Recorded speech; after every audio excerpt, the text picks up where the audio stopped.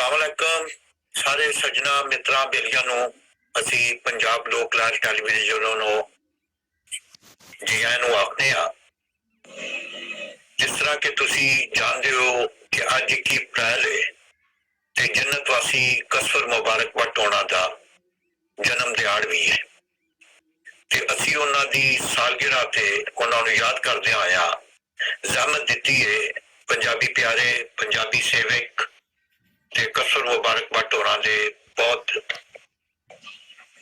ਪਿਆਰੇ ਸੱਜਣ ਇਕਬਾਲ ਹੈਦਰ ਸਾਹਿਬ ਨੂੰ ਕਿ ਉਹ ਉਹਨਾਂ ਦੀ ਕਸਰ ਭੱਟ ਹੋਰਾਂ ਦੀ ਆਪਣੀ ਹੱਥੀਂ ਲਿਖੀ ਨਜ਼ਮ ਵਰੇਗੰਢ ਤੁਹਾਡੇ ਨਾਲ ਸਾਂਝੀ ਕਰਨ। ਜਨਾਬ ਇਕਬਾਲ ਹੈਦਰ ਸਾਹਿਬ। बहुत शुक्रिया प्रकाश भट्ट जी। जन्नतवासी कसर मुबारक भट्ट की लिखी हुई नज़म का सरनामा है वरेगंढ।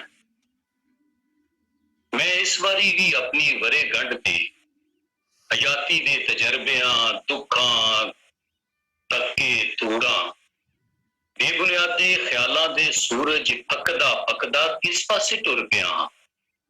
नेकी बदी दी विचकारली लीक नहीं ये मेरी अख दा काखी मैनू ते सब कुछ इको जिहा ना निशान मंजिल खौरे मेरा मसला नहीं।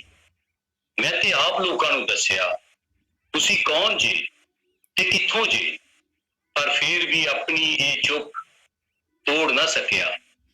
खौरे ये किसी हुक्म दी उड़ीक है या अपने आप नू आपे ही भुल्ली पा के कुराए पै जाना। जे मैं चुप तो पूछा मैनू भी ते दस मेरी हद कित्थों शुरू होंदी ते कित्थे मुकदी है। अगों इको चुप मैनू पक के ये वैरन चुप मेरे अंत नू भी जानदी है अते मेरे लू लू रचे कच भी ते पक भी। मैनू चेता आ रहा है जद सोना मेरे बाबा जी अगली मंजिल वल टुरन लगे जदों दिलबर घूंगा टोले होवन लगे ते इन्हां दे पैरां हेठ विछी जांदी मेरी चुप कुछ बोली सी क्यों जे ये चुप मेरी अपनी कुख विचों जम्मी इसलिए ये मेरी है।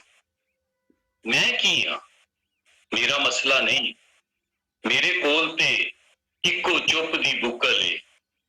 जे कोई शोर तो भजे ते मेरा पता याद रखना ते चुप दे बोल चुप ही जानदी